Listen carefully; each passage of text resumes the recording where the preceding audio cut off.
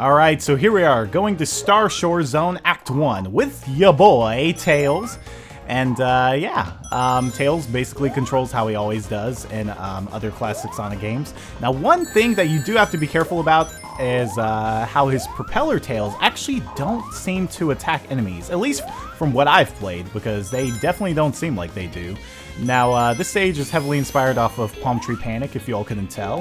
Kind of has like soundtrack sounds a little bit more like the US version of Palm Tree Panic, which is kind of a bummer because I actually like the Japanese soundtrack more for Sonic CD, a lot more. And, you know, if you like the US version, that's cool and all, but if you like the US version more than the Japanese version, then you're just straight up wrong. I'm sorry. But alright, so cool little gimmick about this stage. You can actually get Tails on that good goosh. And, yo, he starts tripping balls. Do you all see this? Like, this man is like... It's kind of like, you know, how all these people are like, yo, I don't feel anything, dude. I don't feel anything. And then next thing you know, when it hits, you're like, oh, wait. Oh, my God, I feel it. Alright, I need to actually stop talking right now about that. But, anyway, yeah, so, you know, if you hit these, like, little... dandelions or whatever, Tails will trip out. He will be all kinds of high, and it gives this really cool effect. Yeah. But alright, so we need to get up here. Thank you. Jesus Christ. I was wondering where the spring was. Yeah, see here, look at this. This is so awesome, man. And most of the stages actually have gimmicks that aren't intruding by any means at all. In fact, they actually complement the game a lot. Kind of like how some of the gimmicks are in the old Sonic games. So, yeah, nothing too intruding by any means at all.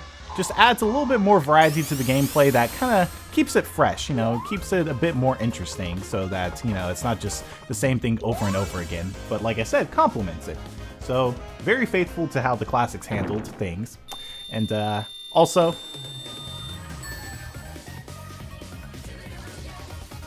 gotta love the victory music, man. It's like ripped straight out of Sonic CD. You know, that shibbity-boo-yeah!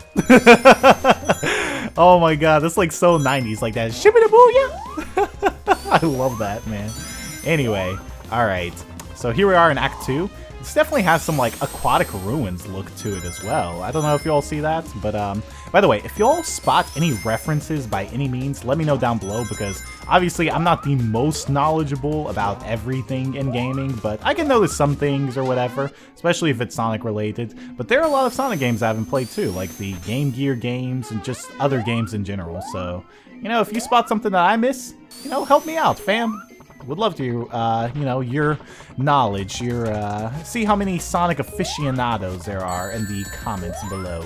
But, yo, this music is just so cheery and upbeat and whatnot. That's what I like about the soundtrack, too, as well.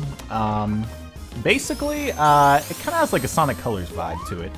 So, not only do we just have one main theme or whatever, we actually have multiple remixes of the main theme. So, it's like the second act is usually a more cheery, upbeat version of Act 1's soundtrack. And then Act 3 is more calming, and then the boss fight is where it goes all kinds of in. But, alright, now we're going to Act 3.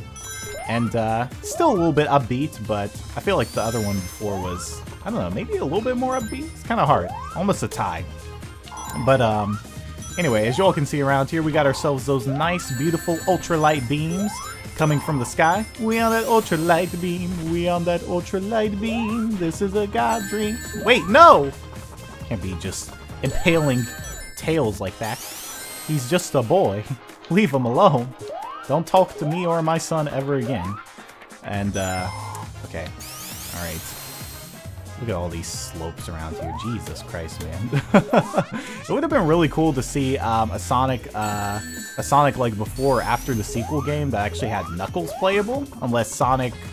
Maybe Sonic after the sequel has Knuckles playable. I don't think it does, but I could be entirely wrong because I have never actually done a playthrough on that game. But I do definitely intend on doing that after this game is done. Because I've been listening to some of the tracks on after the sequel too, and man, is that one just glorious as well. But alright, so far, doing pretty well around here, not having too many problems. There we are, going into the special stage. As, yeah, I do hate that I have already played this, so I kind of have a good idea of how to get through these stages a bit faster. But, I mean, I guess that's good for you all, if you all want to see how to get through these stages faster. But, alright. So, we've got ourselves the Sonic 3D Blast music here. I don't know if this is the special stage music. At least I think it's Sonic 3D Blast. I could be entirely wrong, but I think it is, because I remember playing Sonic 3D Blast a long time ago when I was really, really young, but, you know, I didn't like Sonic 3D Blast. I just played it because it was like, oh, Sonic in 3D, oh my god, that's crazy, dude! And this was before I had, you know, I had Sonic Adventure or the Dreamcast games or anything like that, so it kind of blew my mind away when I was playing it on the Sonic Mega Collection. But then I realized, oh wait, this is actually pretty bad compared to the one to where you can actually play with a killer whale chasing after you. And hedgehogs, killer whales, and crocodiles were my favorite animals of all time, so seeing that, you know, a killer whale was in a Sonic game, do you know how moist I was at the age of like 6? I was like, oh my god, what's going on?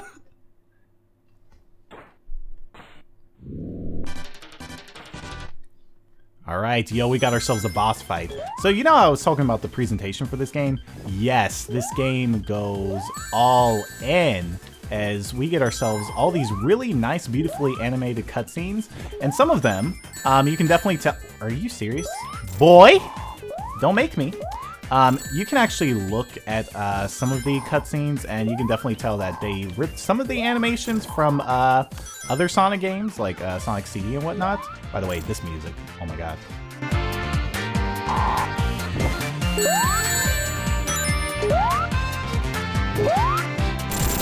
Alright, there we go, that's it for him.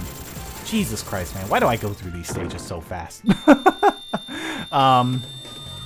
Yeah, you look at some of the animations in the cutscenes, some are ripped straight out of Sonic CD, some are actually, like, built from the ground up, it seems.